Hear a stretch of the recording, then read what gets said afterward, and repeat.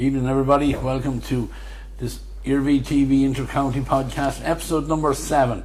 Coming again, as always, live from Clark's Bar here on Patrick Street in Mullingar, and as always, sponsored by Dooctor.ie. Tonight I'm joined on my right hand side with Shane Donoghue, and on my left hand side Adrian Moran makes a welcome return, and Gerry Buckley also joins us tonight. Lads, 2 big games for the 2 teams this weekend gone by, but unfortunately we come away with, I suppose, Gerry, your favourite word, another moral victory in Cusack Park in the football, and the Hurlers, did do themselves a bit better justice in O'Connor Park yesterday in Offaly. We're going to start, lads, with talking about the football game.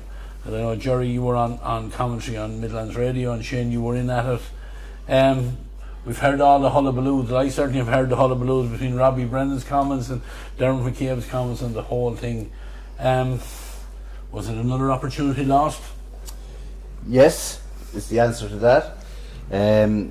Aside from the hullabaloo at the end, I was a bit surprised. It was a bit on RTE before I came out tonight.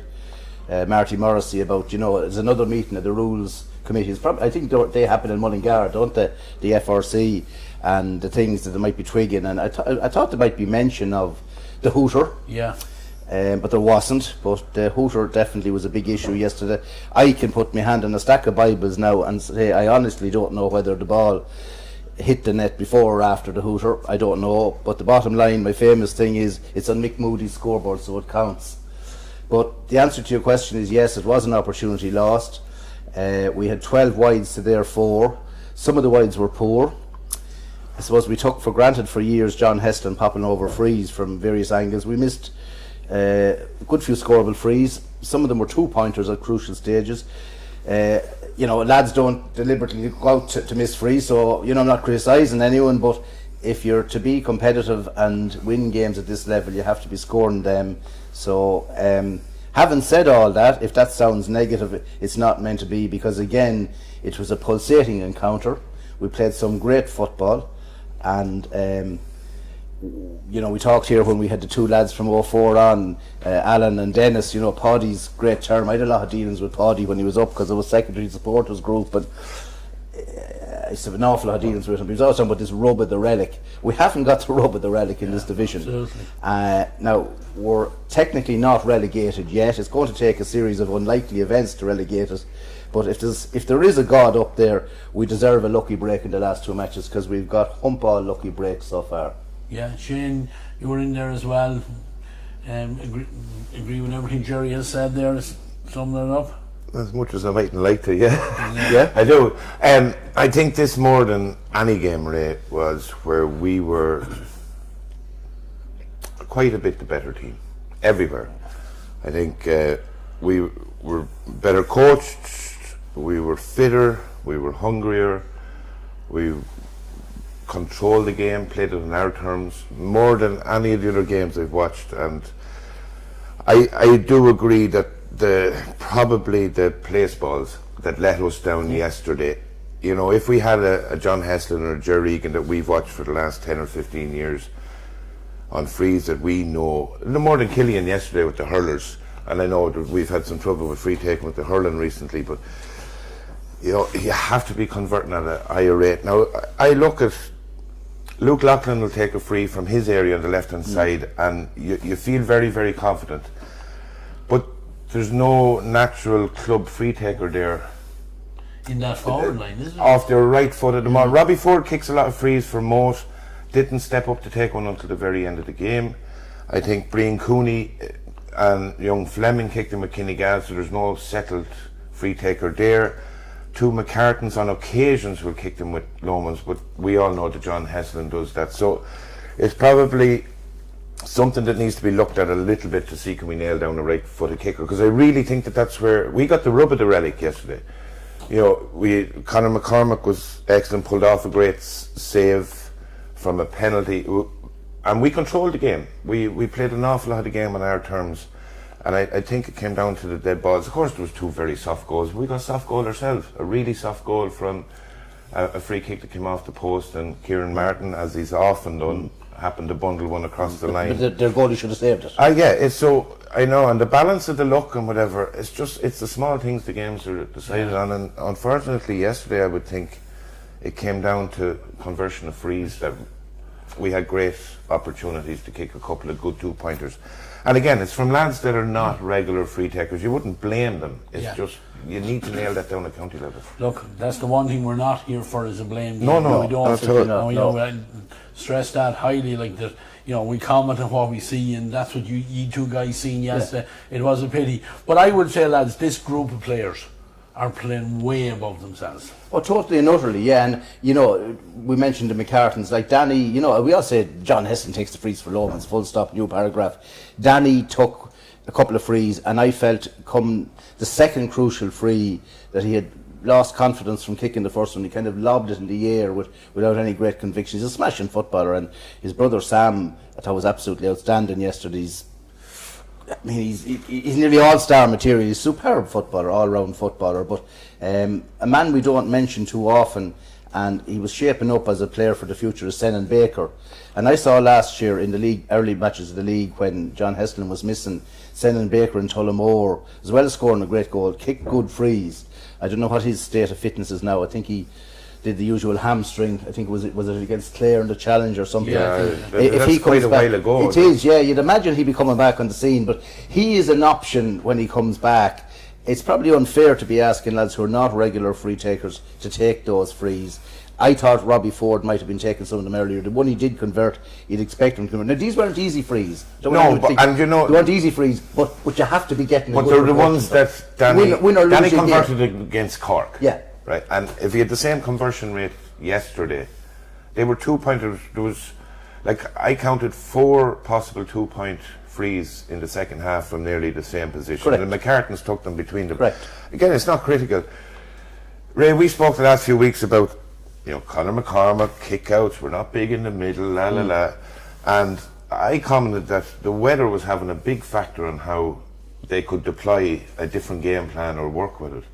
Conor McCormack kicked 10 out of his 17 kickouts short yesterday. One of the few counties in the country that's obviously put in quite a bit of work. We worked it out really well. Right, we got turned over on 2 of them. One, they got a score. The other one, a Meath lad fumbled the ball on the ground, actually touched on the ground. We got to come away with him. That's a massive difference to what we've seen in the last few weeks.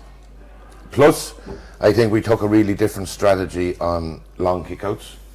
We didn't bunch the way we've been bunching and Ray getting dragged down. We actually spread the game a bit more, made it more of a one-on-one contest in the air with Ray.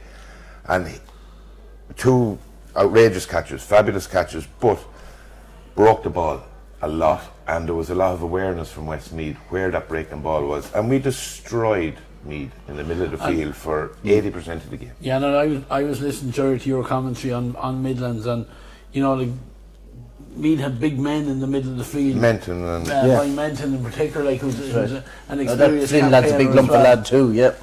And yet Shane said we did very well around the middle. Yeah, absolutely, and it's a thing I wanted to comment on. Dermot McCabe, whom I'm very impressed with Dermot McCabe post match. Like he's very matter of fact. He's not critical. He analyses the game, and like we last week were talking about not winning any ball.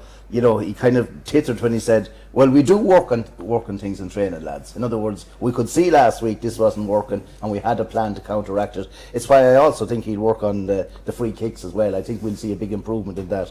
So you can see the work that's going on there, and it's terribly unfortunate on Dermot McCabe's CV at the moment that has played 5, lost 5. That looks a disaster. If that was a soccer manager, he'd be fired type of thing.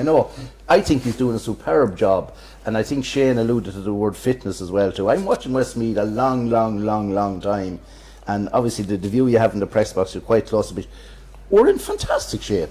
We're in absolutely fantastic shape. We were critical, and we'll be talking about the Hurlers later. Our footballers are superbly fit at the moment. I was looking at the likes of lads like Conor Dillon, who probably an underrated player in that team. Like, there were lads working themselves from one end of the pitch to the next there was no huffing or puffing. Our lads, I thought, were in great shape, and the lads are doing a terrific job. I really think they are. They're just so unfortunate they can't get points on the board. I really think, we were talking last week, I don't think there's the slightest fear of any kind of hasty decisions from the county board, but I'd like to see those men get a few years at that job, as you have said, Ray, because other than the all-important points on the board, I think they're doing a great job. Yeah.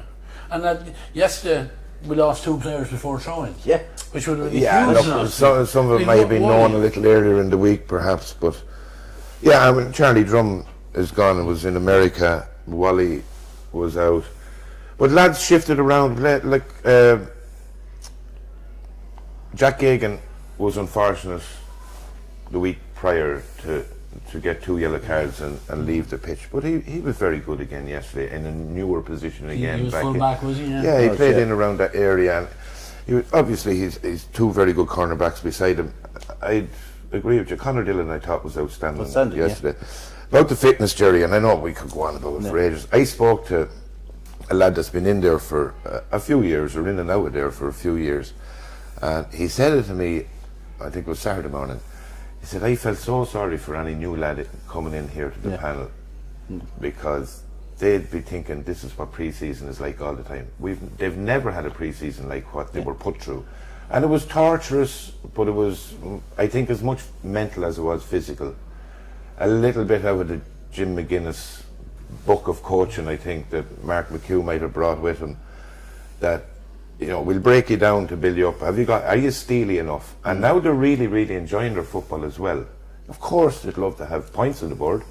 There are people beginning to whisper now, this is becoming more of a trend. You know, you have to stop feeling sorry for them, hard luck and whatever. But yeah, the great work. I think because it was a calmer day yesterday, we can see all the coaching that's going on. And there's really, really excellent coaching in when the conditions allowed them to apply it.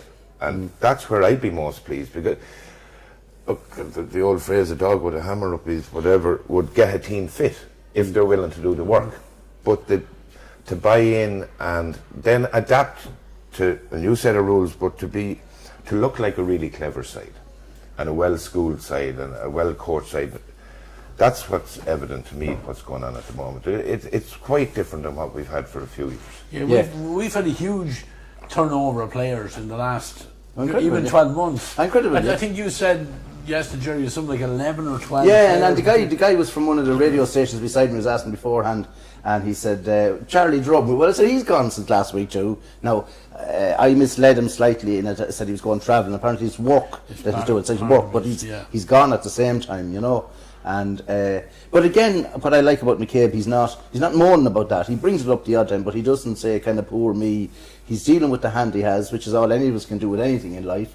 And as I say, I think he's doing a very, very good job. You know, it's ironic, Shane bringing up the Jim McGuinness thing. Of course, the little slogan with Jim is Jimmy's winning matches. So we'd love to be here shortly saying Dermot's winning matches. You know, well, can I just put one thing to Shane, having been there, that in case we don't allude to it, that I've heard a few people comment, you know, while the performance was very, very good, there possibly a need for more ruthlessness as well. Maybe I'm nitpicking. We had a couple of goal chances and we took points. Now, you have 2 schools of thought. I often heard Colin O'Rourke saying there's nothing wrong with a point, it takes 2 to beat it. But I read a quote from the great Sean O'Neill, who was great down forward in the 60s, which who might remember and some of you wouldn't, but Sean O'Neill was asked about that, you know, just take a point and the goals will come, and he said, no, that was never my attitude. If a goal chance came, I took it, because I knew it was going to be 3 points. And maybe there's a need for, I can think of 2 or 3 goal chances.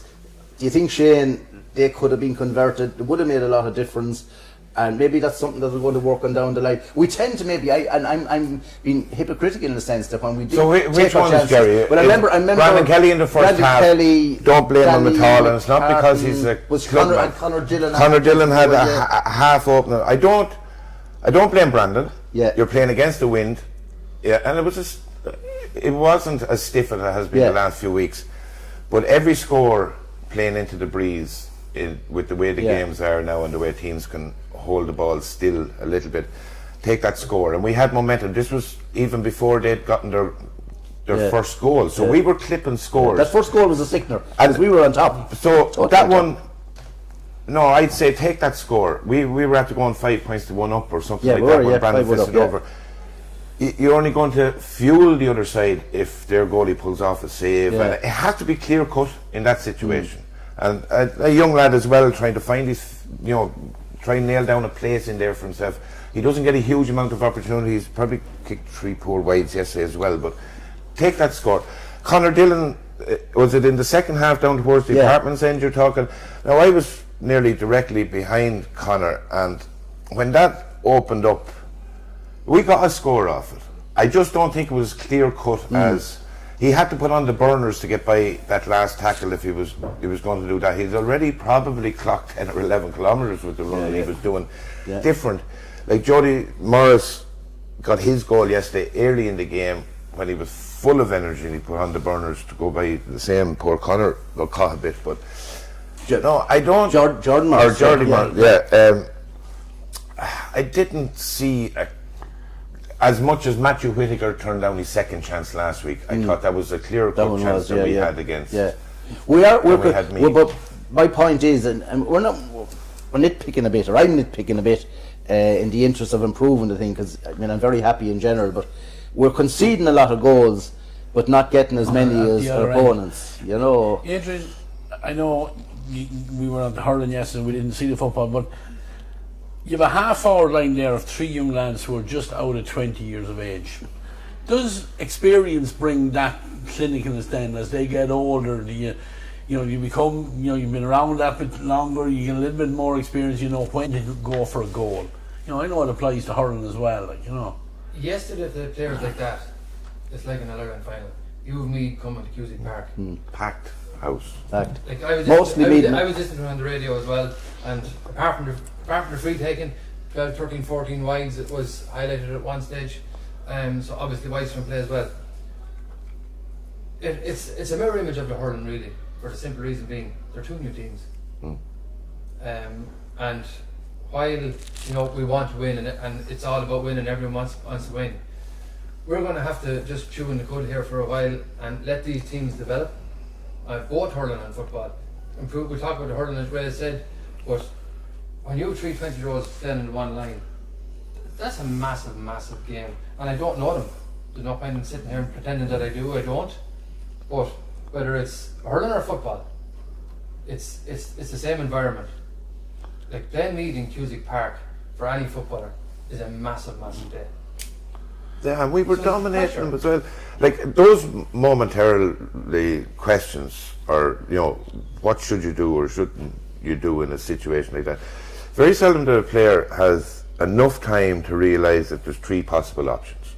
And it's exactly how you put it, Ray. It's experience, and all the coaching would suggest that you put these players into those environments as often as you can, that they'll recognise which of those 3 decisions is the best one to make at that moment. So they do need a little bit of exposure. I still think we were dominating the game all the time. We didn't have to go all the time for goal. The three options being a goal, a point, or a pass. Is that it can be, or you engage contact, or you find a pass, or you go for your own score. There's more than 3 possibilities of what you can do, but the scenarios are different, Gerry. So in those cases, maybe it's a point of pass or a shot at goal. But I'm sure the hesitation is still there with the experienced guys as well as the young guys. Look at the football that we've been playing in Ireland for the last 6 or 7 years. How many goals were scored in any game? Like you were seeing scores at half time 3 points to 4. So when a guy gets a ball now, if he's inside the 21 or outside it, in that threat area as we call it now, same as the hurling, sure, his first thinking is nearly to stop and look and see who's coming, who's going to recycle it, because that's what he's been doing, especially by fair comment. Absolutely. Fair comment. And I'm not a football man. And no, you're right. And that's it. So you have to be in those environments. So we can talk about, you can talk about their instinct. Their natural instinct isn't to take a guy on and run at goal, because he's after coming from the whole way from under 10 to 12 to these new set of rules now, where, and all of a sudden we're expecting him to take him on. But that's me not being at the game. No, it's a fair analysis. But my point is, and I honestly not being critical, I'm just stating facts. In the game so far, all sorts of reasons have contrived for us being pointless, but one of them is other teams have got goals when they needed them. On occasions we haven't. And I don't think that's been critical. That's just a statement of fact. Yeah, I kind of come from the same Sean O'Neill school, looking at games. Like my thing is, if you can get in close enough to fist the ball over the bar from 7 or 8 yards, well, why not have a rip at it? If the downside is you come away with nothing. Maybe except what Shane says, it's demoralising if you don't. And the young lad's confidence drops then, like Matthew Whittaker last week. But, you know... No, Matthew did have a rip the first one. He had the first, but see, when he didn't... And when the second one presented... So that shows exactly the scenario. When you get into those situations, you're going to learn which is the better option. We got no score off the second time. That's right. The first time we got a point because of the way it was blocked and it came out. His second chance to have a rip from the same position, he tried to loop a hand pass to the back post and we got nothing out of it. So his learning from that is, you know what, I'll have a go again. Or at least take my own score. You don't come away from it scoreless, I think, is what you don't want to do. You'd also have to say Mead butchered the goal chance. The penalty should have been a goal for Mead. Like, Morris fisted the ball across. It should be the easiest tap in. And I don't know what exactly. Robbie Ford seemed to take it off the line. And I think the penalties from the umpire said that he threw the ball out or something. Alleged that he threw the ball out, yeah. But from what I could see, he threw a hand on it. That's what it looked like to me. Away from the line. It looked all right to me, yeah. Whether they judged that he was in full control of the ball in one hand, well, they did. Obviously, but credit to Conor McCormack. Yeah. Seamack pulled off a penalty save. You know, there's been a lot of criticism of the man. Is he a natural goalie? He's not maybe a natural goalie. We talked about having people in to do the bread and butter stuff. He pulled off a penalty save. Yeah. You know, so he did that. He had 2 shots from play yesterday. He got himself to 2 good spots, and you know, all he needs is to click with 1 or 2 of them. The first one goes over. A few of them will go over. They will, and look, we can't compliment them enough. Absolutely. We have 0 point, but when you look deeper into it, the type of work that's going on, the blooding of these young players, the confidence to have these young lads playing, and they're not all going to play 9 out of 10 every day. They're not. And if we said it as well, if 1 or 2 slump to a 6 or a 7, it's evident because we're not deep enough in the panel. You talk about, Adrian, what they've done for the last, you know, what's instinctive. Yeah. It's instinctive on that Westmeath team that when there's a free inside the 45-metre line, put it on the ground, we've a free taker that'll put it over. I would have thought at least 2 of those frees we got yesterday could have been solo and go opportunities to guarantee the score. And Dermot alluded to that afterwards too, yeah. I think, and there are things again that you learn, it's a new rule, but you know, do I have to put it on the ground? Do we have that 9 out of 10 free take, or John Heston was 10 out of 10 and 19 out of 20 maybe, and when you be counting, do I have to, or just so don't go, and they're going to have to foul me again, or I'm through for an easy score. Just on the outside looking in, right, when you're Tom, he spoke very well in his interview actually. You would have to compliment him on that. Dermot? He did, yeah. Very cool and smart guy, yeah. Calm and collect. Smart guy. Your stats originally from the goalkeeper that 10 out of the 17 were short, and you won. You got a 3 out of 1, and we gathered. Were successful. We gathered all of them. Yeah. We got turned over on 2, and one of the ones they got a score off 1. So there's obviously progress being made. There's work being done. Excellent. Then 3 guys of 20 years of age on the same line is, you know, you can say it's a gamble, but it's also showing that he has confidence in them. Oh, absolutely. And he knows that from working with them. So look, it's from the outside looking in, it's results. It's a results-driven business. Yep. No, yeah. I know. I say it every week. From standing on the sideline, but it is a rebuild job. Like it or lump it, and Hurling is the same. We have a few guys that are there a while, but both codes are rebuild. Division 2 football. Division 2 league football nationally is considered one of the best competitions there. Like, there's a bit of a farce going on in Division 1 football at the moment where nobody wants to be playing in a Division 1 final. You can't afford to do any of that in Division 2, and the caveat of getting to play top league football at this time of the year next year by being promoted, you have, I think statistically now, they're looking at the bottom 3 in Division 2 probably won't be Sam Maguire unless they get to a provincial final. But we have a route to a provincial final as well. So the Sam Maguire thing isn't gone. It's very possible we will be relegated a bit. Look, Cork and Louth play each other next week. The winner of that most likely stays up. We don't have a head-to-head on them. What we're hoping for is that we beat Down and Roscommon in our last 2 games. Down win their last game, and whomever of Louth and Cork lose next week, lose another game, so that there's 3 teams on 4 points and it doesn't go to head to head. Oh, That's the only way the scenario that we're not going down to Division 3. But it doesn't mean that there's some guarantee to Summer of Talton Cup, because we have that route to a Leinster final, and these boys won't fear Kildare on the 12th of April the way they're playing. That was one of the points I've written down here. Leinster final possible.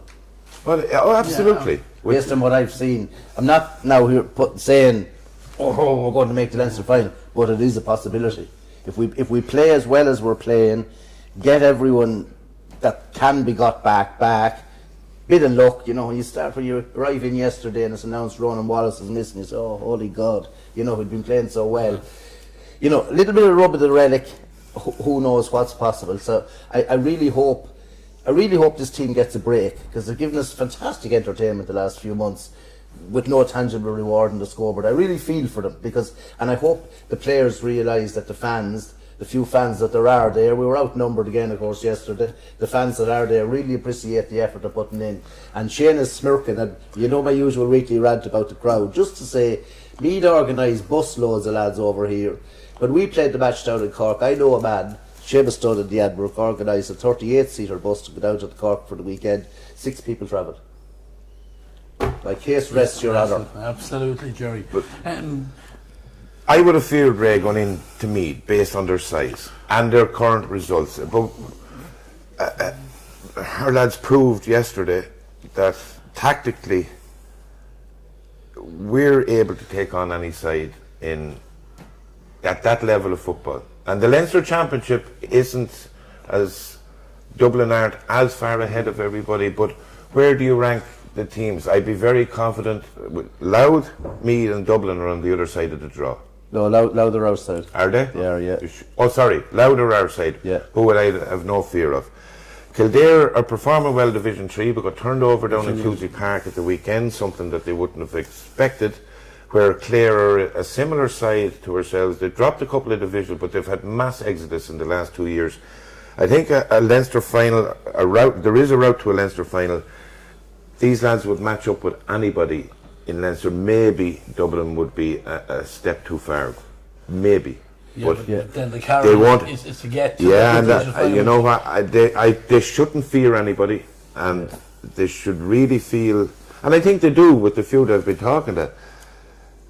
Of course they'd love results, and there will be questions about that, but they all feel that they're going in the right direction, and what they're being exposed to from training, from tactics, from how they're going about embedding these young lads. They're all on the same hymn sheet. That's what's brilliant about it. Yeah, and I'm not sure whether Dermot McCabe and his selection team, whether they were kind of forced into this thing. But I have this gripe, Adrian. We talk about hurling, me and you a good bit, and I have this gripe about not blooding young lads. Now, we blooded Joe Moran yesterday. He was very good. Joe is a very well very entitled good, to get his well chance. entitled, and I think he's an outstanding club footballer. Every time I see him with the Downs, he's excellent. You have Jack Yegan has come in. You have Fionn O'Hara yesterday. Improved on previous performances. Was released to his club to play first round of the league. He needs football, that lad. And that's what he does need. But improving. How many of them would have started 2 years ago? To repeat about Fionn O'Hara, I saw Fionn O'Hara, and I'm sorry I have to repeat myself on these things, but 7 years ago in the under 16 and a half, whatever the junior age, whether it's under 16 and a half or 17, he was one of the top players in Ireland. Coláiste Weir won the All-Ireland. He was the star player of that match down against Brendan's Killarney in an All-Ireland final. So Fionn O'Hara has bucket loads of football in him, but he needs to get back. He hasn't played enough of it, but he has lots of football in him. You've Robbie Ford, Brandon Kelly, Conor Dillon obviously got a bit of exposure last year. It's such a new side. I think there's absolutely, I spoke to with one of the backroom team. He says, "Don't go hard on us tonight." Oh Lord, and I think absolutely there was no one ever going to do it. It's not to be praised. The only thing I'd like to get to sit down with Dermot McCabe. I'd like to really pick his brain a little bit on it. Maybe that's something we can look at, when our podcasts are over, because he seems very astute. Him and Mark McHugh, and even watching them on the sideline, I think they instill confidence to those players. Like with the first game against Louth, Shane, we watched, and there was a call where loud Henry tuned Co, in. and they were on the fourth official. Speaking of that, when I saw it, I noticed it during the game yesterday. And this cuteness and whatever's going on. You mentioned Joey Moran. I'd be a big fan of Joey, and he's a great Gus, and he's an excellent club footballer. And I think he showed yesterday that this level isn't beyond him either.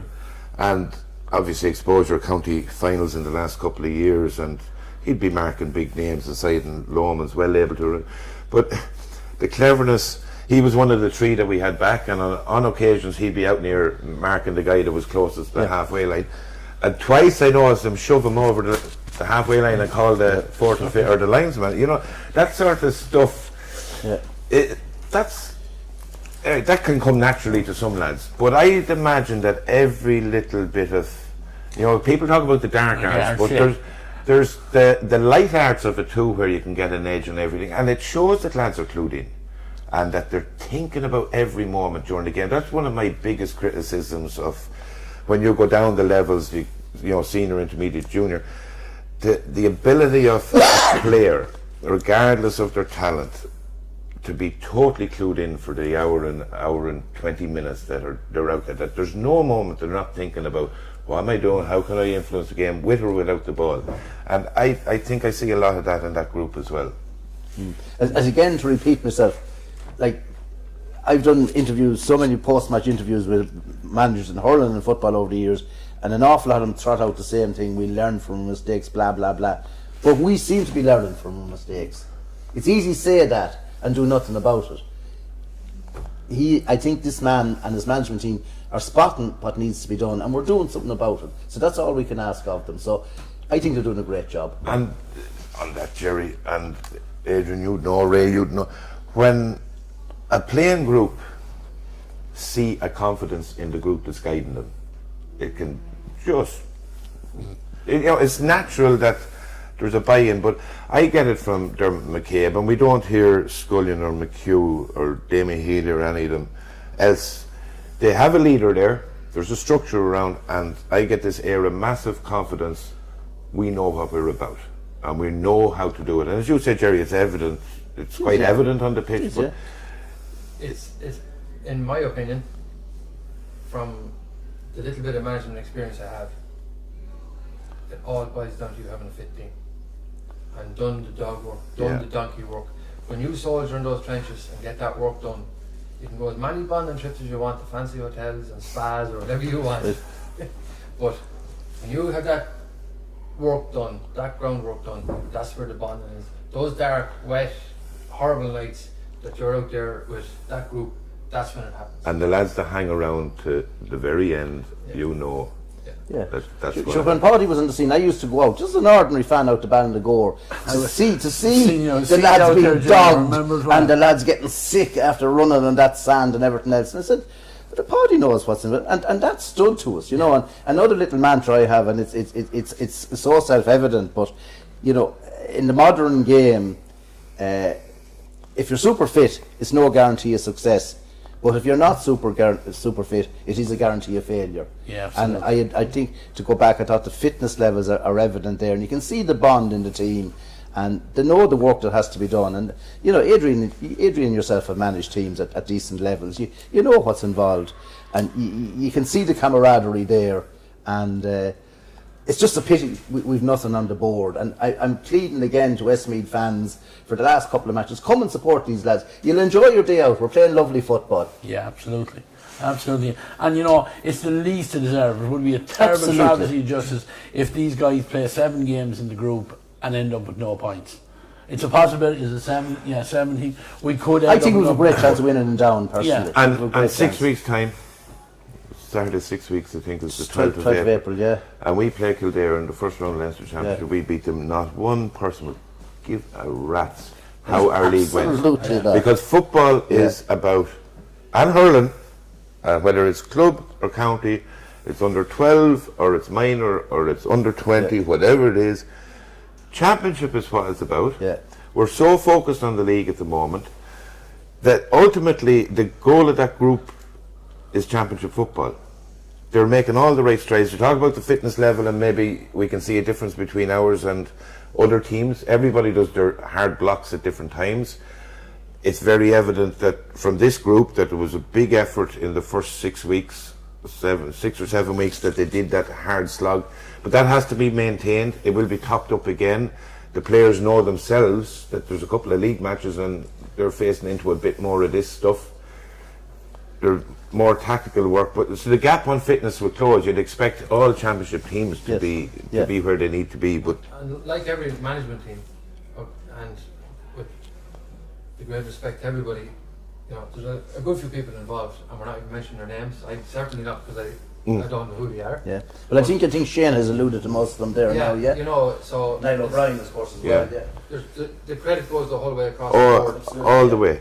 All the way, like it's massive commitment from everybody that's involved in it. We're getting massive enjoyment out of it. Absolutely. I'm really enjoying it. I've enjoyed a couple of road trips. I like going in, seeing like the players are enjoying it, which is very, very important as well. They are, and the league won't matter at top. Yeah, Shane is right. Again, going back to my dealings with Paddy, I used to kind of meet him every week for looking for stuff for supporters group and everything else. And it's no state secret to stay.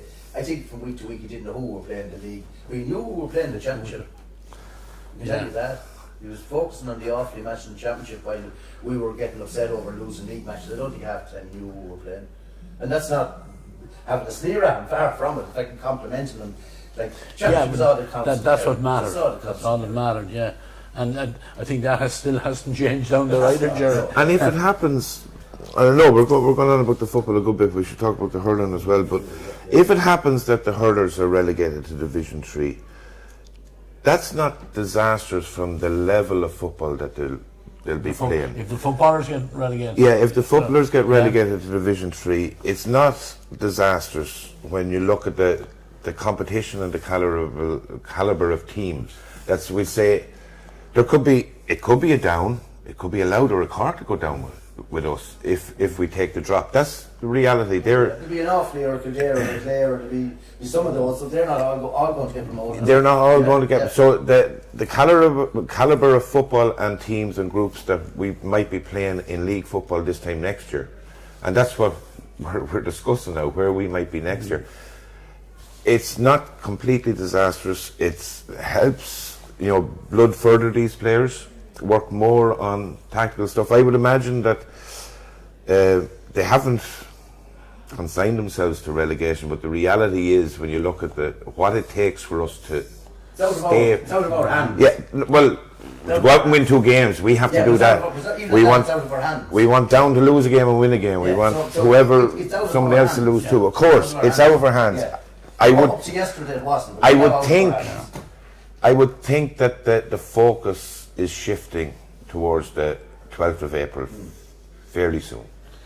We'll play these games, we'll be as competitive as we are, but we've now, every movement that is made within that group, whether it's players brought in, there's tactical stuff that we're doing, whatever happens is all now targeting the Kildare game. I would say that they've got a huge amount out of their league without a point on the board, a huge amount, and that everybody switches. Like Jim McGuinness said it at the weekend, they mightn't raise a foot in the last couple of, like, it's all about their first round of the championship. I know the Ulster case and the Connacht case a little different. It's a week after or 6 days after a potential league final, but I would think that the Westmeath footballers' focus now really nails in on Kildare, on what was going on, and rightly so.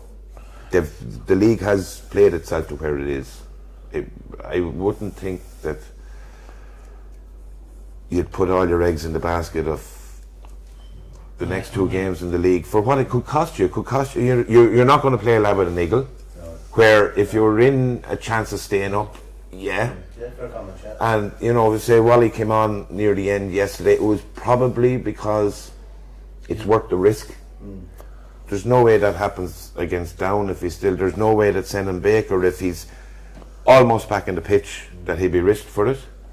But if he could be an option on the 12th of April, so I think that's where the mindset will change within the group a little bit. Any word on injuries, Gerry? Did you speak to Dermot after the game? Did he give any indication of the usual kind of niggles and that, you know? And I think Shane is talking total sense as regards that the injury situation too. You know, let's with a bit of luck have everyone that is around, you know, and dismissing obviously lads who are away, everyone that's around available for the 12th of April. Please God, he was away. Gerry, what was your take on the hit on Luke yesterday? What was your... My immediate reaction was a fair challenge. Well, mine was the opposite. I felt that he'd gotten it here. Now it shifted him. Donovan's as well. A few of us beside each other. Now, I only Obviously, saw referee it was once. I thought it was a fair challenge. Now, you'd want to hit Luke with a tomahawk, you know, to hurt him. Like, he was trying. Now he put it. I think I saw it on his own social media last night, where he said he was stiff and sore on the couch after it. Like it was a proper good welded to the couch. Something like that. O'Brien and Thomas is always kind of very humbly says he's not a football man, he knows nothing about football, but Pat O'Brien predicted at the start of this league that Luke Loughlin was going to have a great league with these new rules, and right he was. If you're watching Pat, I think you're a very clever guy when it comes to that. He's not clever when he's watching us. But he knows more about football than he thinks. Yeah, he lets on to. Anyway, we'll put the football to bed for now anyway. We'll find tidbit about the football. An interesting thing, we all know Anne Connell that comes to the matches from yesterday. Quiet spoken lady. You couldn't get a word out. Very refined. Very refined, quiet spoken lady. She sold €100 ticket to Graham Gerrity yesterday to buy the apartment in Spain. So I already know who's going to win that. Graham Gerrity is going to be picked out. And she charged him 120 for it. I hope she did. She was delighted to win this €100. And I don't know whether she pocketed 20 for herself. She was delighted. Look, we'll have to get it for €100, you know. So that's well done, Fair, and a great supporter. We have to say that, absolutely. Adrian, if we come over to you, myself and yourself in O'Connor Park yesterday to watch the Hurling. We were critical, we might as well be honest, we were critical of their performance against Laois. How did you read yesterday's game? Going down, it was so very hard to know how it was going to go. I was in Antrim, I was in Cusack Park for the Dublin game, and I was away for the Laois game, seen it afterwards. Yes, it was probably one of our better overall performance all over the pitch, I think.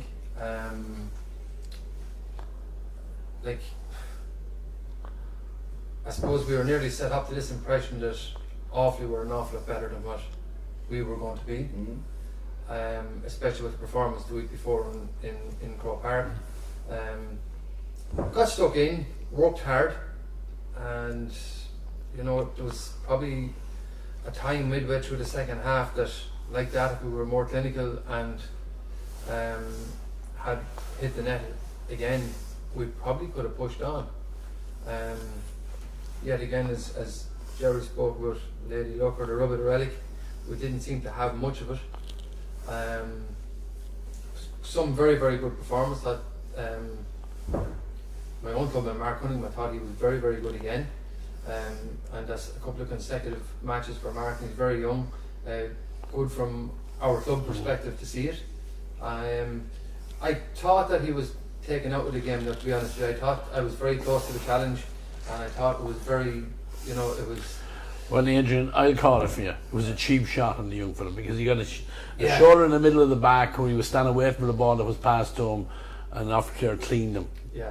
You know what you made of the Luke one yesterday? I just seen it once on video, but this one was, you know, and it took him out of the game. Yeah. It took him out of the game. Kind of led with the boot as well in on top of him and caught him on, I don't know whether it's the calf or the ankle. I watched him obviously because I know him so well, you know. And I watched him going in at half time, and he's definitely sore today. He's welded to a couch somewhere as well. He's welded to a couch.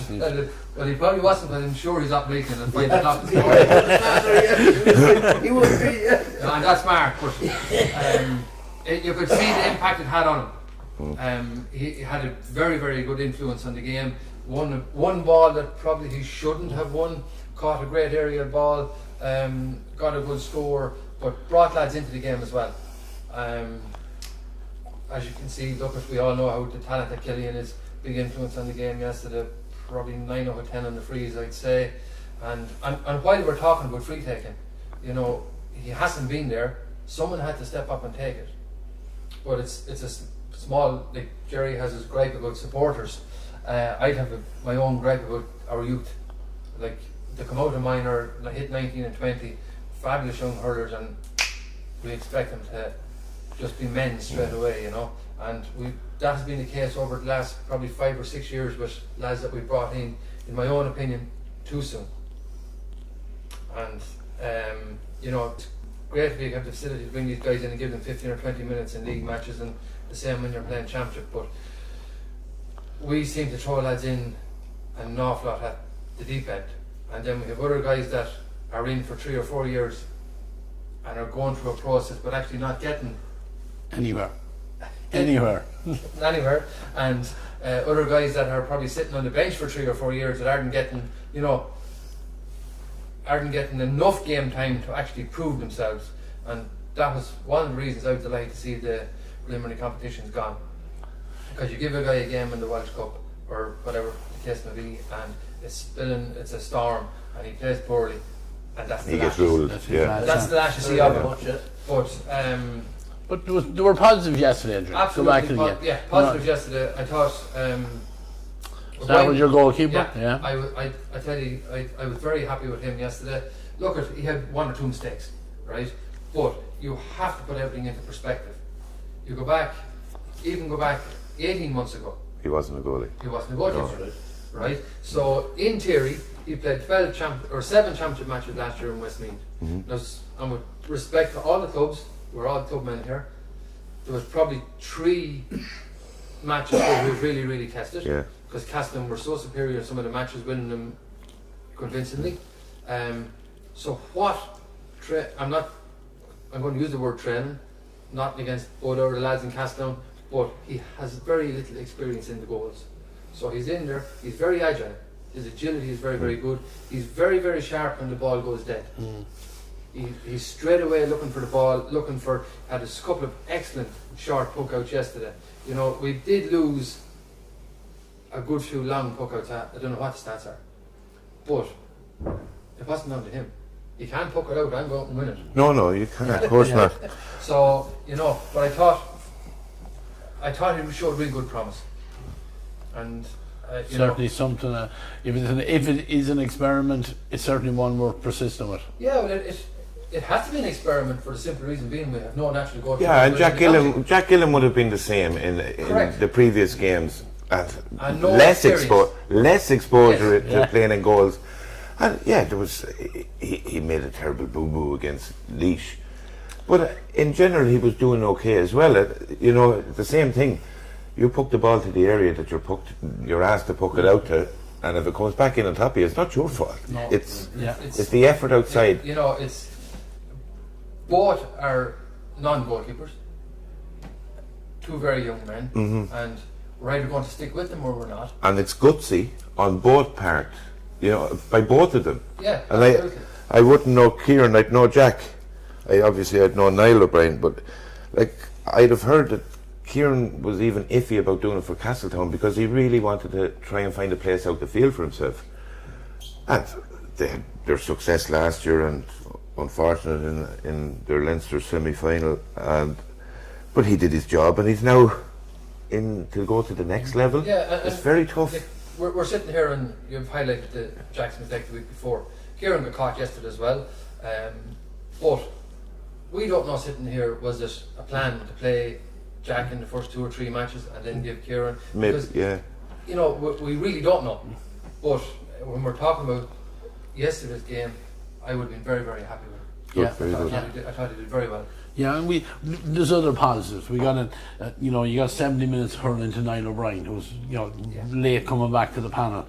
David Lennon, 65 minutes middle of the field, did put in a huge effort, and then with Killian back, and Killian is what Killian is.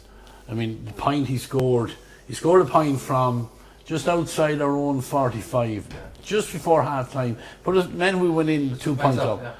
But lads, it was that outside our own 45, and not only did it go over the bar, but it hit the net probably halfway up. I was listening to it. Look, the same. Gerry, you talk about supporters and crowds and whatever few we have gone to games, we were split. Yeah. So you know, I called you yesterday. I didn't know. I wanted to go to Tullamore, to be honest, because I felt there'd be a bit of a bounce in these guys. I never thought, like Gerry might have alluded to last week, that we might be 15 points behind Offaly. I wouldn't have thought so over the last few years, and we've spoken about, you know, lads coming back and the panel that we have. I would like to get hold of it, but you can't split yourself. The two games against two neighbours were on at the same time, but I was listening to it on the radio. I had it on my phone when I parked the car, go down to Kilja Park, and 5 or 6 gathered around me to listen to the comments. There's, you know, people are interested. We're vested in it. I'm predominantly a football man, but I'm a Westmeath man. I really enjoyed the club hurling for the last 5 or 6 years, particularly that I got to see more of it. I wasn't involved coaching with anyone myself, so there. I was wondering, could we do this? You know, we're 2 points up at half time, and it sounded like we were working hard and we were being aggressive, and obviously it was a stop-start game from what I could heir, and Dignan was poking frees and Killian was poking frees the other side, but fair. It sounded like that there was a great work rate. What were conditions like? The only you could describe is probably a horrible wind. The flags, the tricolour and that was all over the shop for a lot of the first half now, and while we were playing with the wind, it was coming early from the Clara end, as you know, it was that end of it was coming from. It was kind of a crossfield wind. Like Gillian struck frees that, you know, were savage frees, and straight away in the second half, the first one he stood up to was around the 65. It didn't get to the goal, and he put. I was in line with him. He put everything behind him, and he couldn't. You could see the body language. He was like shocked that it actually hadn't reached even the goal. So it was very tricky. Obviously, we're both teams the same. Westmeath worked hard. As Ray says, another 73 or 4 minutes into Niall hadn't a great day yesterday. Nothing. If he went left, the ball went right. If he went down low, the bounce went wrong. It was just one of those days for him. But 73 or 4 minutes hurling to him. Johnny B had a good, you know, he was steady. Steady. Was there a free against him in the first half? It was kind of controversial whether he'd cut out a good ball or put a hit on somebody. And again, from the radio, it sounded like hard done by. In the first 4 or 5 minutes, off that freeze that like were called from 60, 70 yards. Cornerback from Dublin. Adam Ennis got a yellow card after something like 8 very minutes. early, and like he's a young player coming in, and you know all he was doing, he was tackling from behind, okay, but trying to reach a hurling around him, and like to put him. You know, we had the same situation last year in the Joe McDonough where Dara Egerton went on a card, you know, almost immediately, and like it's very hard to play cornerback when you're literally playing with one hand tied behind your back. You know, but you know we didn't start with Conor Gaffney, so Adam came in there. Johnny Vernon was in the full back line. Gary Greville, you know, held his own. Robbie, I thought was excellent. Finally, you know, I don't know whether people listen to us or not, Gerry, but but he's centre half back, and you know he played very, very well. And the proof of that was what probably the best young hurler for the last couple of years in Ireland is Dan Burke, and Dan Burke was taken off. You know, he contributed very, very little, and Robbie mopped up and he controlled it in there very much so. He was verbal. He looked to be, you know, as you said, controlling a lot of what was going on. As a unit, I think we worked better yesterday. Yeah, I agree with that. You know, our half back line was steady. I still don't know personally myself if it's the place for Owen Keys, because myself and Ray spoke on the phone at one stage today just about tonight, and he's telling me what he said, and so you're saying it. So you're going to drop me in it now. Yeah, fair enough, go ahead. But you know, we had the same kind of thought of that he got a ball, you tell it, Ray. He got a ball, but in the second half, and he ended up carrying it forward, and next thing the whole thing opened up in front of him, and Offaly took him down. Like I like Owen Keys. He's a huge physical presence. Like, and I really only realised that last year. I interviewed him, gave him man of the match above in a Walsh Cup game, and I stood beside him and I'm looking up at him. Like, to me, I think he'd make an excellent centre forward, because you know we know his pedigree, and he can turn and he can gallop, and give him that space, starting 50 yards from the goals instead of starting his own half-back line. Now that's only my opinion. I don't know what they're working at. It seems to be something because, Rahani played him full forward, but to me he's played all. He's a handful when he runs at you. Yeah. And probably it's the one thing in our game at the moment that we actually don't have. We're missing it. Yeah, we don't have anyone To break a line. breaking lines. Right? We have shooters and we have some excellent shooters, some very, very as good as what's out there. Yeah. Right? But at times we need to run. And I think Keys could be the man that caused any opposition that bit. No, listen, maybe it's a plan that is going to change for championship or whatever. That Well, this, look, it's changed quite a bit from. I know Owen was listed there for the first game that was cancelled. I mentioned last week as well that upsetting schedule from the Laois game being postponed the first week definitely would have rattled the group a little bit, and probably we're the one team that we had to go to Corrigan Park and we didn't get any sort of performance against Antrim up there, but that upset the schedule. But there's certainly been quite a bit of movement in that team. Obviously players coming back in with your Killian and Davy Glennon and Niall O'Brien, and David O'Reilly came on near the end again yesterday. Second half, yes, yeah. They're obviously working on things. They're reacting. We'd say it about any coach or any management, and maybe I've been a little hard on the guys. They are doing things differently. They are looking at, well, what went on last week? Where can we? They're possibly listening, Ray. Shouldn't be paying attention. We've said it before, but they're hurling men as well, and they'll see what's going on in training. And obviously, Owen Keys is showing them that's where they want it. But I don't see them unwilling to change. Like Shane Williams came back, having been lined out at corner forward the first day, and I think he was playing better hurling where we've seen him more natural around the half back line. So they're willing to work with it. I suppose the one thing going back from day one with Antrim, in the first up in Corrigan Park, probably first 9 or 10 minutes, Antrim ran at us and it caused us a lot of trouble. And then it just kind of dried up and stopped. We struggled to deal with it. When Dublin came to Cusack Park, they didn't run at us. They tapped it around more. Awfully were quite similar yesterday. Played a lot of 25, 30 yard ball. Trying to play through the lines, as they say, Playing it through the lines. So I think that we need Jogger back at 3. We need Johnny B on the half back line. Because if we come up against a team that's going to be running at us, you need the likes of Clark in the middle of the field, Lennon, that's going to track back and track these guys. Keys could work out to me maybe at wing forward. I would disagree with Ray here, as I'm good at disagreeing with people. I like a Killian at 11 because he'll drop off, he'll score those points from 60, 70, 80 yards. He's more of a threat, as in a danger of picking off scores.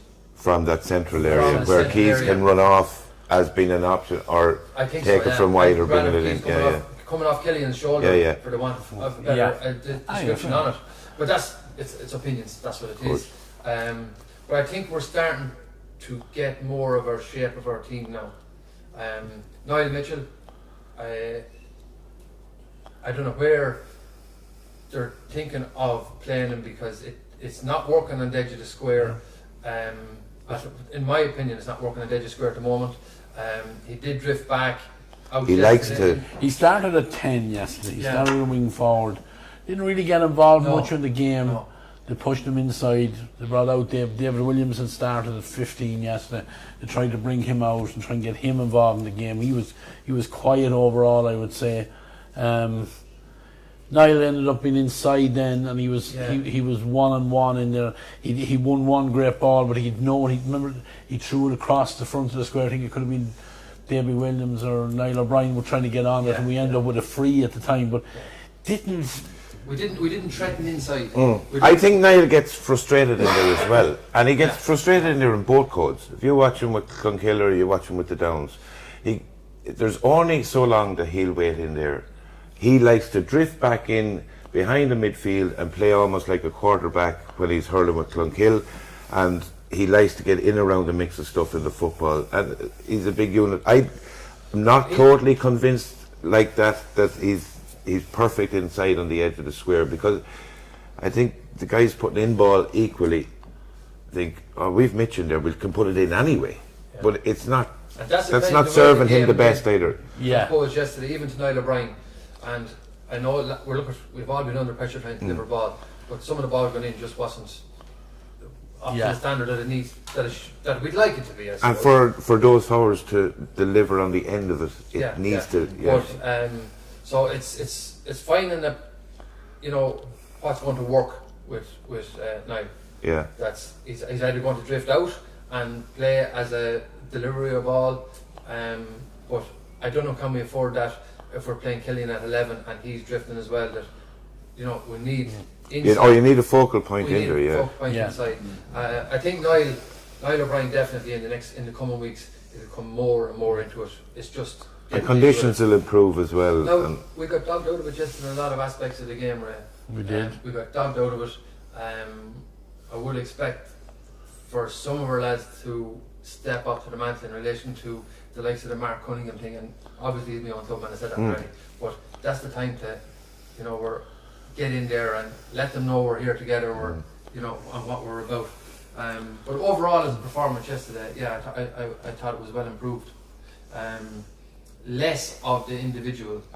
Yeah. There was still some of it there. Some with a couple of occasions. You know, shots going in from near impossible angles, you know, and maybe a man across at the back post, as they say in soccer, like, you know, try and pick something out, you know, and not trying to score from the 13-metre line on the sideline kind of thing, you know, and things like that. And like, Offaly are decent, Offaly are going to go promotion to Division 1, but if they don't, our footballers will stay up in Division 2, because it's another scenario of all of these results to have to fall in a certain way. A couple of points there now. First, you mentioned Malone Keys. I saw one Keys when we gave, which was very, very, very celebrated. It was only one time in my lifetime I remember actually giving Laois a good hiding. And Owen Keys was superb down in Port Laois that day. Superb. Exactly what you said, running that man. And weren't able to pick him up. Niall Mitchell, in my opinion, I respect what you were saying, you were at the game. He hasn't been playing as well as he's capable of. I think that is his position. And I was at the famous match when we beat Wexford. He caused havoc there. If you can get Niall, I'm not saying he's not fit, but if you can get Niall tuned in, I personally think, never played Hurling, that's where he should be.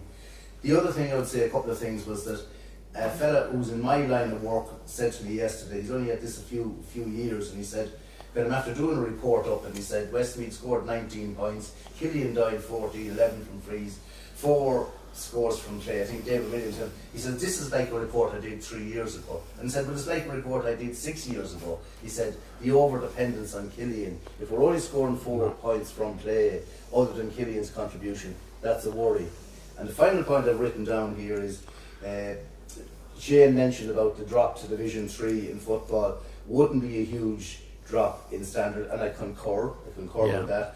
But the drop, which is now inevitable, to Division 3, and it is Division 3 in hurling, that's the drop in standards there is going to do Westmeath a lot of harm. And I said last week, I didn't say we'd lose by 15, 16 points. What I said was, if Offaly were 15 points up, they'd love to beat us by 16.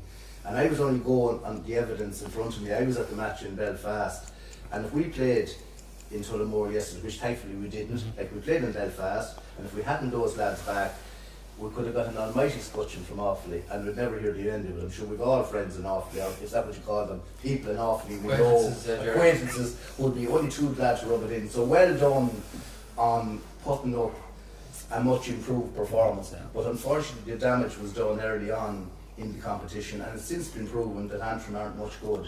And we looked, can you use a bold word, can you say shite? We were shite against Antrim, and we've paid for that shite performance. Yeah, very much so. We needed. We're getting very, very close now to what is going to be your Joe McDonough team. You know, you're really short. Yesterday, Conor Gaffney didn't play, and Tommy Doyle didn't play. But with the exception of that, I think it's fair to say we had most of our available players on the pitch. Are we looking a little fitter? Are we looking a little fitter? They worked hard yesterday. Now, you know, like David Lennon put in a huge shift in the middle of it. Connor Park's a big pitch. Peter Clark along with him, you know, probably ran out of steam. You know, Peter Clark is, you know, he's a talented young hurler, but he's got to learn picked up an eagle during the week as well. Yeah, you know, he's going to get himself. He mightn't have ever shook the niggle he had through the end of the championship last year. It's the same thing. And you know, he went right through to a Fitzgibbon Cup final, and he played those 2 days in a row. I thought that was strange. You know. It was. And going back to the point about Niall Mitchell, right? He has have an awful lot of injuries over the last probably 4 or 5 years. Like even in county finals for Clonkill, I think he won 4 or 5 in a row, and I think he only started maybe 2. Do you know what I mean? It's and while he's that height can bring a lot of attention. No, it's troubles with hamstrings. I know, yeah. You know, and then he puts the hand up so much. Well, he puts the hand up so much, but like if it's not working in there, we have to mend closer to him. Well, I think, Adrian, that's the point I was going to make. If you're going to play Niall Mitchell at full forward, there's no point in playing him as a lone full forward. You've got to have someone. Let him go up. Niall will go up for every high ball. You don't. If you're a Niall O'Brien, you can let him go. Up you go. Break it down. I'm on the breaking ball. Davy Williams, wait for the break on him. But yesterday he got the one ball he did get inside. You know, he was playing on, I think, Kieran Burke or whoever at full back, big strong man as big as himself. He did very well to lay the pass off. But, you know, if I was to have a fault with Niall Mitchell, I would say the man is too unselfish. He looks to lay a ball off. Many we've seen him, he's waiting for somebody to make a run. Whereas third, rip it yourself, man. You know, it's just something I feel about him that, you know, if he's going well, you know, and I'd agree with Gerry. I think the full forward position, but don't leave him in there and not hit ball into him. No, you have to mix it up, of course. But get it, like it's a great out ball. Oh, of course it is. And 80 yards out, bang it in top. In better underfoot conditions, in better weather generally, the ball going in is better. Yeah. He's very effective in there. You couldn't absolutely have to have somebody buzzing around him. Yeah, the likes of Eamon Cunningham. Eamon did very well yesterday again yesterday. He has been good. But that kind of Eamon Cunningham, the Peter Clark of speed and niftiness, that's what you require in around the Niall Mitchell or in around the Niall O'Brien. That when it is broken down, because look, if Mitchell is in there, Niall O'Brien is in it, the last thing any cornerback, Ben Keneally Ryan, what they're going to do, they're not going to let him catch it. They're going to bring it to ground. Of course. So it's who's to pick up the pieces, pick up the pieces, and that's where you need your Eamon Cunningham, your that type of a guy in around. I don't know if Shane has the permutations done, which a lot of us have in our head about the football. Is there any mad situation where we can stay up in this division? Is there any series of mad results if we win our two? I think. Well, we've Waterford come to town next week, and we're away to Carlow. Carlow have 4 games to play. They're still in. Have they 5 or 3? No, not 3. I think. I'm just wondering, is there a mad situation? Have they 4 because they've 2 draws? We're not formally relegated. Carlow have a draw with Offaly. And a draw yesterday.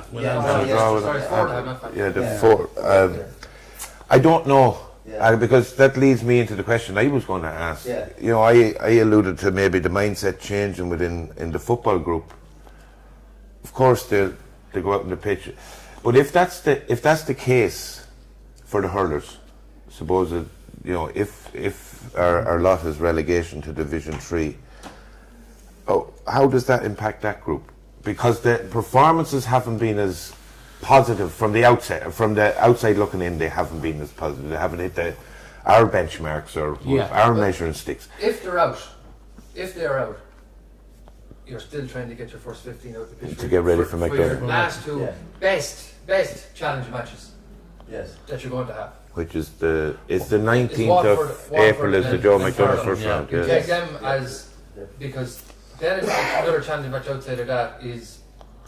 Yeah, you're not going to get anything from it. So you try and get your best 15 out for the best part of both of those games, and that'll be my opinion on it. Yeah, you've Waterford coming to the park next next Sunday.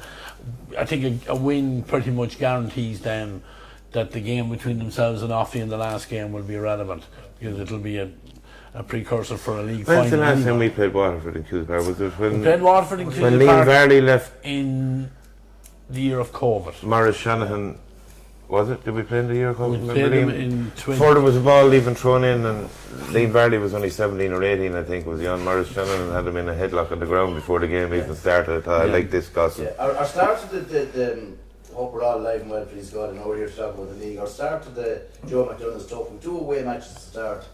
We've Laois away, On the 19th. and then we have Kildare away. Now Kildare probably wouldn't be expected to be the same standard as Laois, but 2 away matches to start. That's a tough start.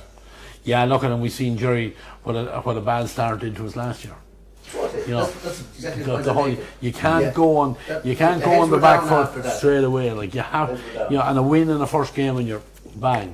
But going to Laois is not going to be easy. But we're still capable of beating Laois. Like I know they beat us here in Cusack Park here a couple of weeks ago. I wouldn't mind it if relegations or not. Pat O'Brien made a very valid point here in one of the very, very earliest of our podcasts, and he said conceivably Westmeath could be playing Division 3 hurling next year and Leinster Championship. And if we get our best 15, which is what we're aiming for, and keep them on the field, like you said, Gerry, all the available players that we have, keep them on the field, get lads back, get Tommy Doyle back, if we can get Owen McCabe back, get those lads that we have a cut at it. We can cause trouble in that Joe McDonagh. Well, in my opinion, Westmeath's best team against Laois's best team with equal levels of fitness, etc., we'll win that game. Well, 7 weeks, or just shy of 7 weeks. It's 2 days shy of 7 weeks to the first round of Joe McDonagh. We have Waterford come to town, and is it immediately the following week we're away to Carlow, isn't it? It is, yes. Right. It is, yes. So there's a 5 week, or say 4.5 week No, block. sorry. Beg your pardon. Waterford is next Sunday, and then We have a break of a week. We have a break of a week. We play down away in the football. Then the following week we end with Carlow away on the Saturday. Hurling, and Roscommon at home on the Sunday. So we have a 4 week window from the end of the league to the first round of the Joe McDonagh. We know what we've heard over the last couple of weeks. Like a much improved performance yesterday on the back of a 2 week break. If we get similar improvement in the next 7 weeks, and this, we don't know what schedule was put together by Saoirse and his backroom team, or where their focus, or what they obviously everybody thought we can be really competitive in this league. We haven't been, but as I said about the football, championship is championship. Joe McDonagh is our hurling championship, and the carrot at the end of that is your Leinster championship, and your in the first podcast, yesterday's game was a game that I said that I would be more inclined to judge where we are. You did too, Yeah. And if it's anything to go by, you look at what Offaly have left to bring in yesterday. So apart from the one big name, Screeny, yeah. right. But Their inside line is playing very well. Where are they going to put him? But yeah, so if you bring him in, and if you put Dar Egerton on, Darrell Mark the best. Yeah. you know what I mean? So Yeah. Darrell Mark the best. Are we that far off? Possibly not. Possibly That's not. the question I've thrown. Yeah, and I look, and I think Um, the reason I'm saying it, Adrian, probably a little bit of remorse from sitting in here for a couple of weeks and probably being ultra critical of what's going on in an environment that I'm not seeing only, like I said, for an hour and look at a half. I've been inside that environment, and Yeah. I've been criticised, right? Wouldn't pass the slightest bit of remarks. No, I know that's that. because I've a hard neck, tough skinned. But when you're in those positions, that's the way you have to be. Of course. If that was the case, and I met you in the street or met Ray in the street, it'd be as if I never heard it.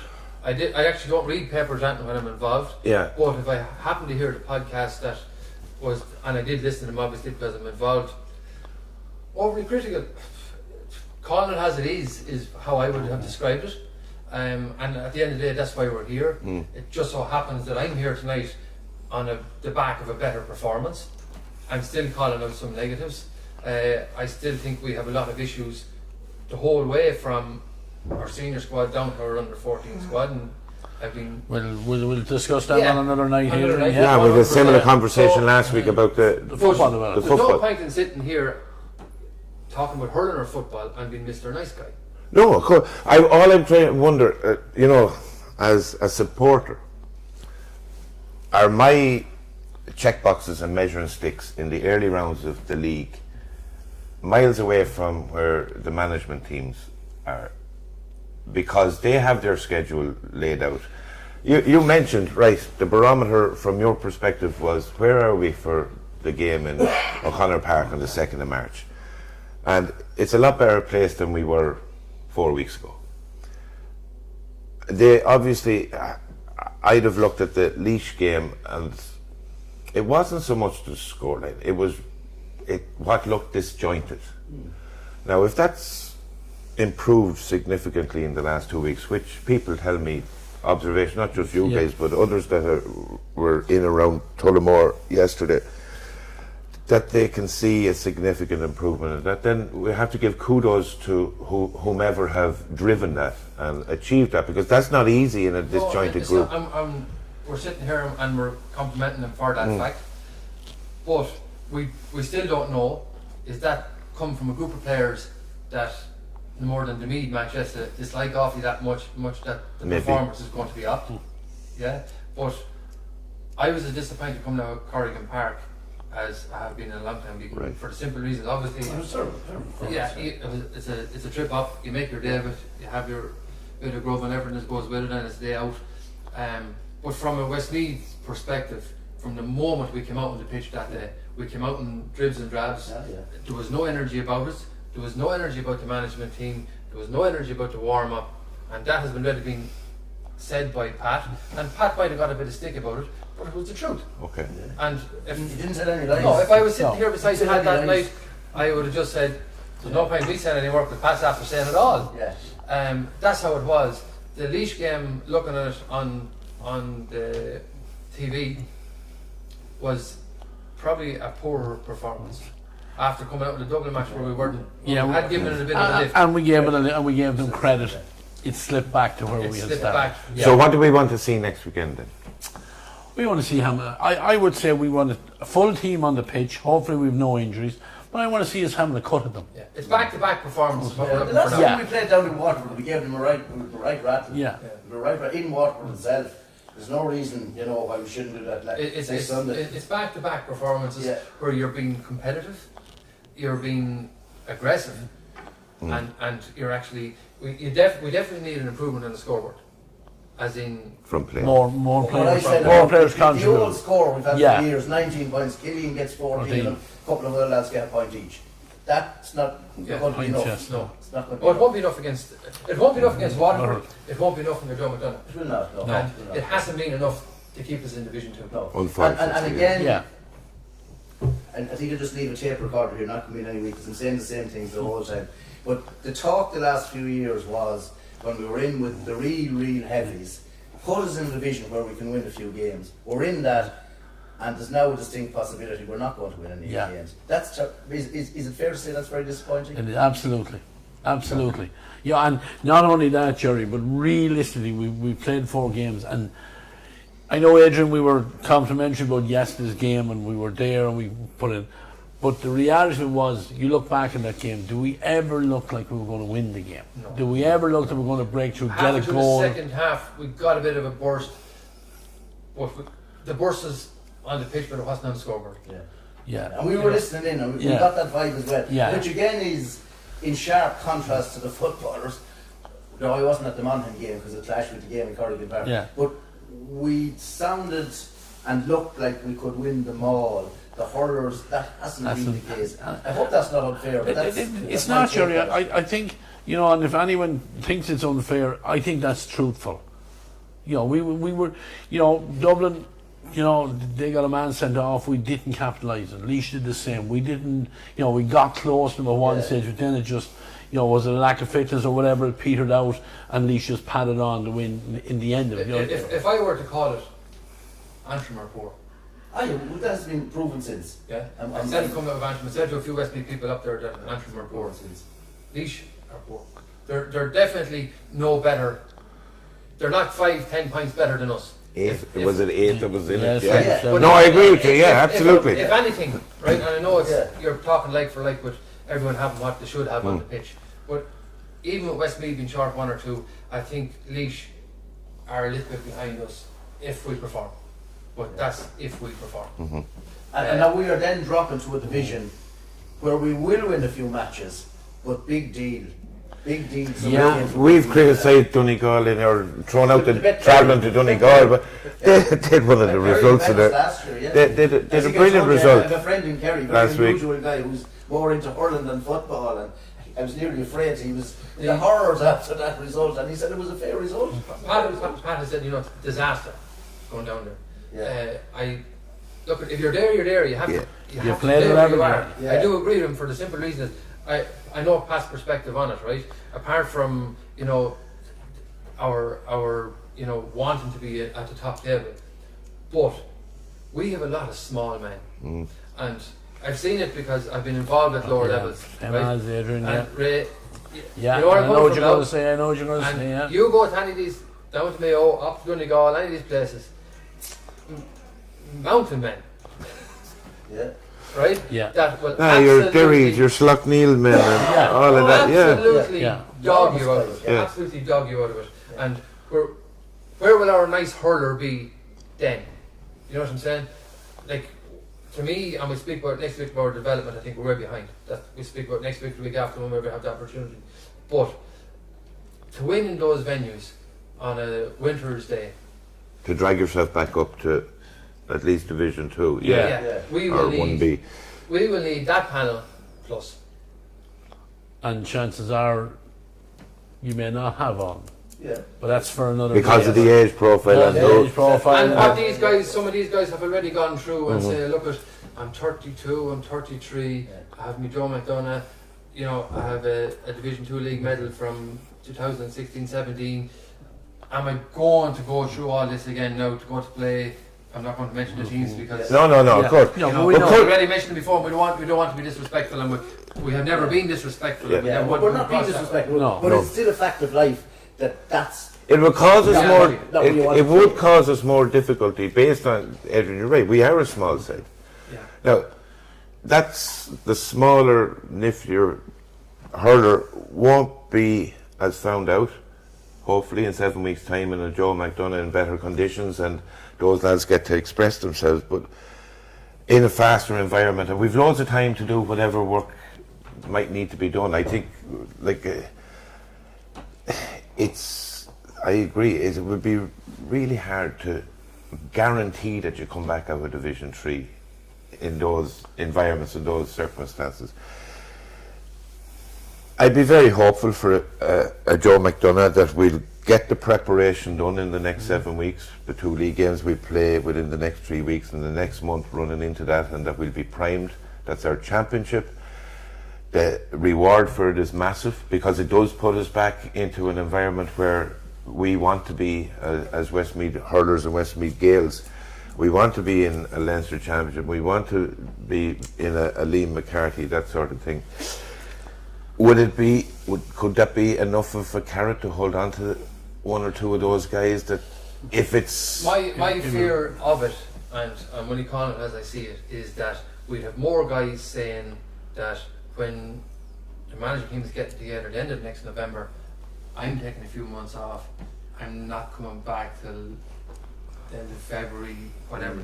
And that's where I would have the fear of it. I've witnessed it, I've seen it before with other squads, and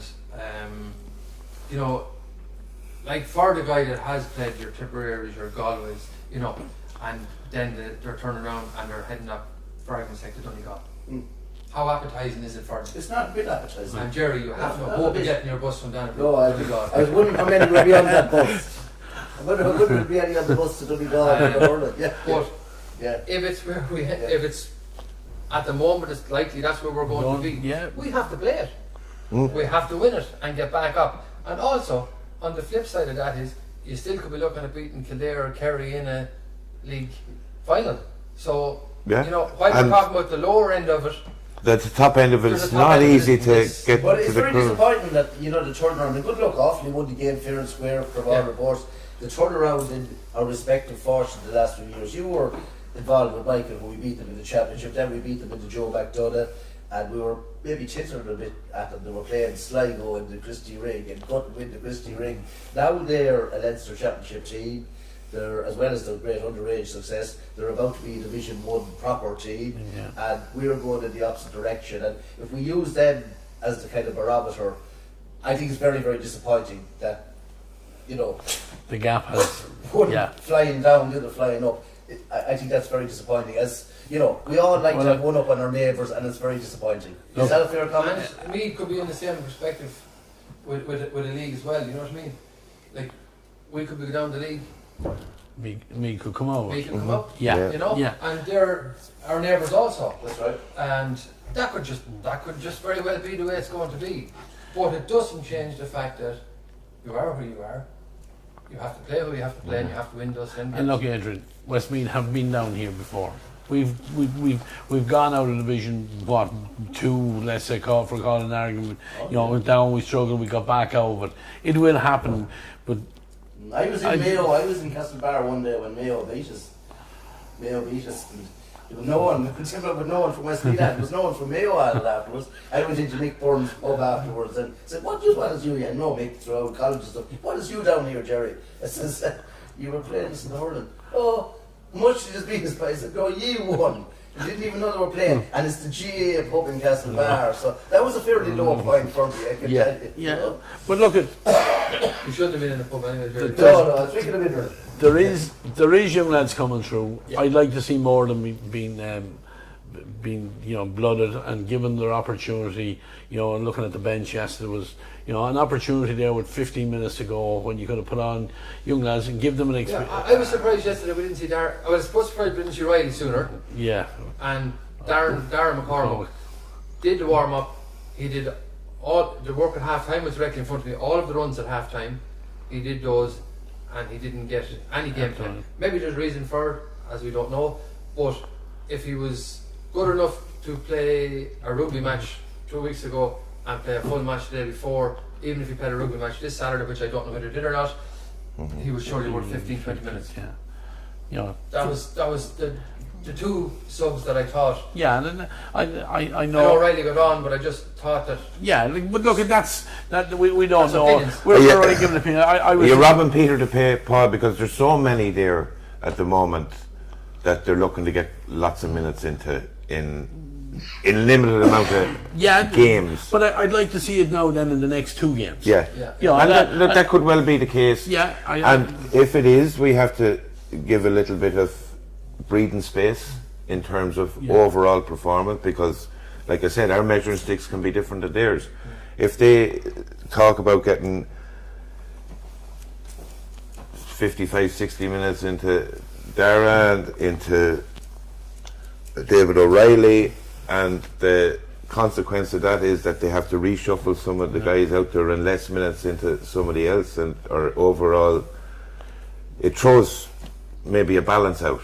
Yeah. So look, we're not involved. Yeah, of course. We're not privy to everything behind the scenes. One player I'd like to see getting a little bit of game time because I know Pat always thinks he's praised young David Hickey from Laharney. I thought yes, it was an opportunity to give him 10 or 15 minutes, but it's not to be. We're not selectors. We're not the managers. So that's it, lads. We're going to finish up. The night is getting on. We have one last little bit of business to do, and that's to announce our winner of last week's prize for the Westmeath bobble hat, and our winner is Mr. Alan Brady, Ali Baba. So congratulations, Alan. That'll be making its way to you. And our question for this week, it's a hurling question this week, picked out here. A couple of heads got together on here, but we want to know who was the captain of the inaugural Christie Ring Cup winning Westmeath team. Gerry, I think you tell me it was in 2005, and so we would have, we won the inaugural Christie Ring, we won the inaugural Taunton Cup in the football. So the 3 options: Brendan Murtagh, Darragh McCormick, or John Shaw. So who was the captain of the inaugural Christie Ring Cup winning team for Westmeath in 2005? John Shaw, Brendan Murta or Darren McCormick.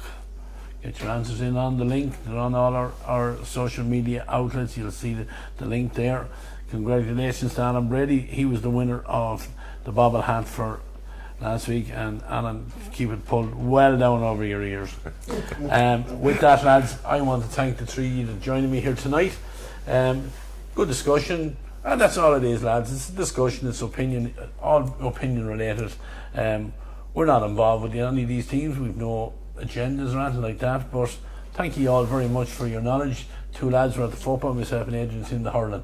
So we'll be back next Monday night again, all going well, where we'll be previewing next weekend's game. We've only the hurling game next week, which is going to be the Waterford game, so we'll be looking back on what hopefully will be our chance to get a win under our belt, or at least a back-to-back good performance from the hurlers. So